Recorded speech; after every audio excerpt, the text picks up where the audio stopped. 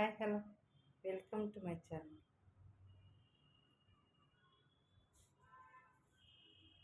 నేను గురువారం రోజు మా తమ్మునికి యాక్సిడెంట్ అయిందని నేను పనిచేసే దగ్గర నుంచి గాబరగా నాకు అసలు టెన్షన్తో బాగాలేక వచ్చేసిన మా తమ్ముడింటికి, సారీ మా ఇంటికి, మా కొడుకు ఇంటికి. అసలు నేను బాగా యాక్సిడెంట్ అయిందని చెప్పాను, కానీ నేను ఇంటికి వచ్చిన తర్వాత హాస్పిటల్లో అడ్మిట్ చేశారు వాళ్ళను. అక్కడ యాక్సిడెంట్ అయిందని నాకు అది సిక్స్త్ సెన్స్ చెప్పింది, ప్లస్ ఫోన్ కూడా వచ్చింది. నేను ఇంటికి వచ్చిన తర్వాత ఆన్ ది స్పాట్లోనే హాస్పిటల్లో అడ్మిట్ చేసిండ్రు. అక్కడే ఇద్దరి ప్రాణాలు పోయింది. అంటే యాక్సిడెంట్ అనమాట, ట్రావెల్ బస్సు గుద్దిపోయింది. అలా 130 స్పీడ్లో ఉందంట బస్సు. మా తమ్ముడు వాళ్ళు వెహికల్లో ఉన్నారు, 2 వీలర్.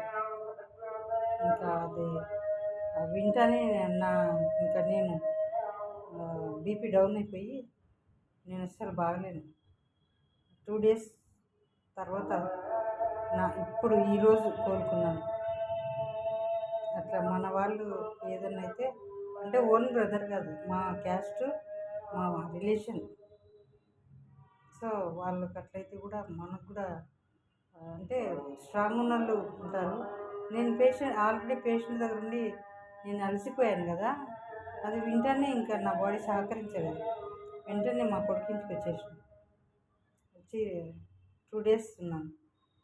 ఈరోజు కదా కొంచెం యాక్టివ్గా ఉన్నాను. అదనమాట సంగతి. వెంటనే ఇంకా కోమాలోకి వెళ్ళిపోతానేమో అనిపించింది. అంత సీరియస్ అయిపోయాను నేను. అలా నేను నిలదొక్కుని గుండె రాయి చేసుకొని వెంబడే మా కొడుకు ఫోన్ చేసి ఇక్కడికి వచ్చింది, మా కొడుకు దగ్గరికి. అది పరిస్థితి. అట్లా మా కేర్టేకర్ ఆఫీస్ వాళ్ళు అసలు పర్మిషన్ ఇవ్వము అన్నారు. అలా తప్పు, అది ఇవ్వమనిలే, వేరే వాళ్ళు వస్తేనే నిన్ను పంపిస్తామన్నట్టు మాట్లాడాను. అట్లా చెప్పడం చాలా మంచిది కాదు. ఒకవేళ వాళ్ళు పంపించకపోయినా నేను వచ్చేసిన బలవంతంగా. నేను ఆడనే ఉండింటే నేను అక్కడే పడిపోయేదాన్ని, వాళ్ళ ఇంట్లోనే. ఆ ఇంట్లో చాలా ప్రాబ్లం అయ్యేది. అది అందుకే జాగ్రత్తగా వర్క్ చేయించుకునే వాళ్ళు కానీ, పేషెంట్ వాళ్ళ ఇంటి వాళ్ళు కానీ కేర్టేకర్ను చాలా జాగ్రత్తగా గమనిస్తూ చూసుకుంటూ ఉండాలి. వాళ్ళను కూడా దృష్టిలో పెట్టుకోవాలి. పేషెంట్ గురించే కాదు, పేషెంట్ పక్కన ఉన్న కేర్టేకర్ను కూడా మీరు అబ్జర్వ్ చేస్తూ వాళ్ళ మంచి చెడ్డ చూస్తూ వాళ్ళకి ఎంకరేజ్మెంట్ ఇస్తూ వాళ్ళతో మంచిగా మాట్లాడుతూ వాళ్ళకి ఏం కావాలన్నా అవి ఇస్తూ వాళ్ళతో కూడా మీరు మంచిగా చూసుకోవాలి. పేషెంట్తో పాటు ఉన్న వాళ్ళని కూడా ఇంటి వాళ్ళని మంచిగా చూసుకోవాలి. అప్పుడే ఉండగలుగుతారు వాళ్ళు. లేదంటే చాలా ఉన్న వాళ్ళకు కూడా హెల్త్ పాడైపోతుంది. అందరు పేషెంట్లు లెక్క కాదు ఆ పేషెంట్, డిఫరెంట్గా ఉంది పేషెంట్. ఆమెకేం జబ్బు లేదు, మానసికమైనటువంటిది ఇబ్బందిగా ఉంది అంతే. వేరే జబ్బులు ఏం లేవు, వేరే జబ్బులకు ఏం మందులు వాడడం లేదు కూడా. ఆమె వాడేది ఒక రెండింటి గురించి, మానసికంగా నరాలకు సంబంధించి అంతే, ఇంకేం మందులు లేవు. కాబట్టి అలాంటి దగ్గర ఉండడానికి చాలా చాలా ఇది కావాలి,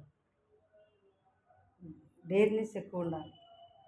అట్లాంటి పేషెంట్ దగ్గర ఉండాలంటే చాలా డేర్ ఉండాలి, ఓపిక ఉండాలి. ఆ అరుపులకు చెవులో నొప్పి వస్తుంది. అట్లా అనమాట, అంత భయంకరంగా ఉందా అమ్మ అరుస్తుంటే. ఇంకా నేను బాగా నీరసించి బాగా డల్ అయిపోయినా. ఆ వార్త వినే లోపల ఇంకా నేను అసలు తట్టుకోలేకపోయినా, ఇంకా కుంగిపోయినా, నేను నీరసించిపోయినా. అందుకే మా కొడుకు దగ్గర రావాల్సి వచ్చింది. లేదంటే అటు నుంచి అట్లా ఊరికి వెళ్ళిపోయేదాన్ని. పోయేంత ఓపిక శక్తి లేదు. కాబట్టి ఇట్లా వచ్చింది. పేషెంట్తో పాటు ఉన్న కేర్టేకర్ని కూడా ఇంటి వాళ్ళు బాగా చూసుకోవాలని చెప్పడానికి నేను ప్రయత్నిస్తున్నాను అంతే. Okay, thank you. Like and subscribe.